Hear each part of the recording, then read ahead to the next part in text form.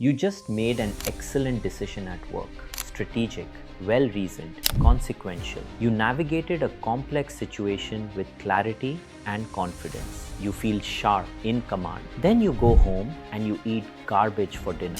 You skip the workout you had planned. You spend 90 minutes on your phone doing nothing meaningful. You snap at your partner over something trivial. You stay up an hour past your bedtime watching something you will not remember tomorrow. Sound familiar? That is not a discipline failure. That is not a character flaw. That is decision residue. The cognitive and emotional fatigue that lingers after significant decision making. And it is one of the most underappreciated threats to the quality of your life. I am Prashant Nagpal. This is the Better Daily podcast. Let us get into it. I first noticed this pattern during fellowship. I was in the most intellectually demanding phase of my training, reading complex cardiac imaging cases that required sustained, intense focus for hours. Every case was a decision tree. Is this finding clinically significant or an incidental variant? Does this stenosis warrant intervention or surveillance? Is this motion artifact or a real dissection? Each question required careful analysis, weighing evidence, arriving at a conclusion that would directly affect patient management. On the days when I had the most demanding reads, I made my worst personal decisions. I would eat whatever was available in the cafeteria, something processed, heavy, regrettable. I would skip exercise. I would abandon any plan I had for the evening and default to whatever required the least effort. I was irritable, short with people I cared about. I had no bandwidth for anything that required even a small additional decision. I thought I was just tired. I was tired, but the real issue was more specific than general fatigue. My decision-making capacity was depleted. Not physical energy, although that suffered too, cognitive energy. The specific neurological resource that allows you to weigh options, resist impulses, and choose deliberately rather than reactively. Daniel Kahneman frames this through two cognitive systems. System 1 is fast, automatic, intuitive. It recognizes a face, catches a ball, reads emotional tone. Almost no effort. System 2 is slow, deliberate, analytical. It evaluates a CT scan, calculates a budget, navigates a negotiation. System 2 makes your important decisions. It is also the system that gets exhausted. And when System 2 gets tired, System 1 takes over by default. System 1 does not care about your long-term goals. It cares about immediate relief, the path of least resistance. This is why studies of judicial decisions show meaningfully more favorable parole outcomes earlier in the day than later. Same judges, same types of cases, different cognitive load. The morning brain has the resources to weigh nuance. The afternoon brain, depleted from hours of deliberation, defaults to the safer, easier answer.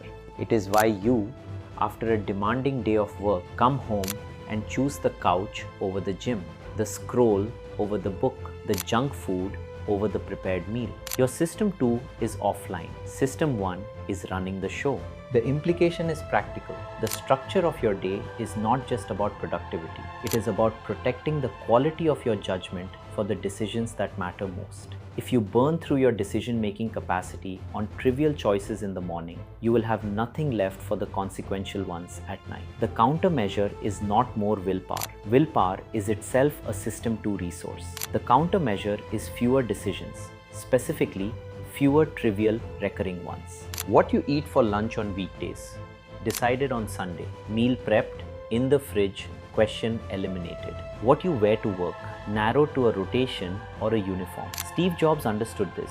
So did Obama. Not because they lacked taste, because they refused to spend decision-making calories on something that did not matter. When you exercise, fixed in the calendar like a medical appointment, not renegotiated daily based on how you feel. When you stop working, set by a shutdown ritual, not by when you run out of things to do, because you will never run out of things to do. These are not restrictions on your freedom. They are liberation of your most valuable cognitive resource. Every decision you automate is a decision that does not draw from the same account that funds your leadership, your creativity, and your presence at home.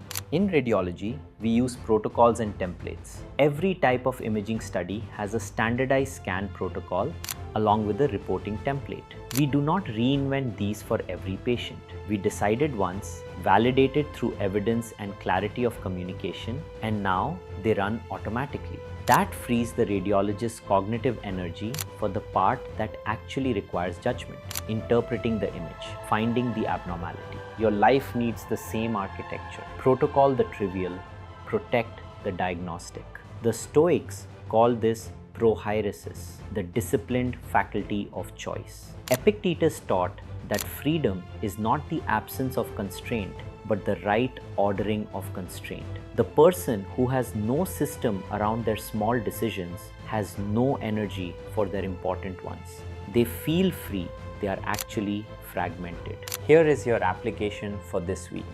Move 1, the decision audit. List the 10 recurring decisions that consume cognitive load this week. What to eat, what to wear, when to exercise, what time to stop working, which email to answer first. Identify them. Move 2, automate 1. Pick the single highest frequency one and build a default. Meal prep Sunday lunches. Pick a weekday uniform. Put the workout on the calendar as non-negotiable. 1 automation this week, not 5.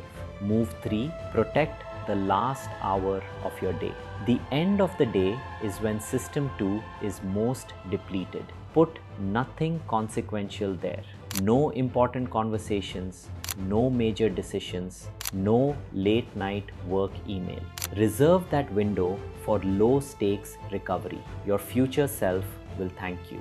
Here is what I want you to take with you. The best surgeons, the best interventionalists, the best diagnosticians I know all have something in common off the job.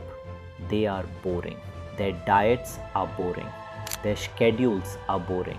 Their evenings are boring. Not because they lack imagination, because they refuse to waste cognitive capacity on the wrong things. And here is the counterintuitive part.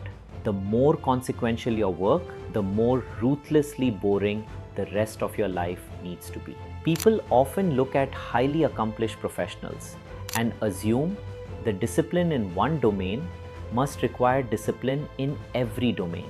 It is the opposite. They can sustain intensity in their critical work precisely because they have eliminated decision friction everywhere else. The uniform, the same breakfast, the same gym time, the same Sunday routine. None of it glamorous, all of it protective. If your most important work is receiving your most depleted attention, the fix is not to work harder in those windows. It is to stop bleeding cognitive capacity in windows that do not matter. Audit the leaks, close them. Then you will find you had more capacity than you thought. Boring by design is how excellence is funded. Protect the diagnostic. Protocol everything else. I am Prashant Nagpal. This is the Better Daily Podcast. Small shifts, big life.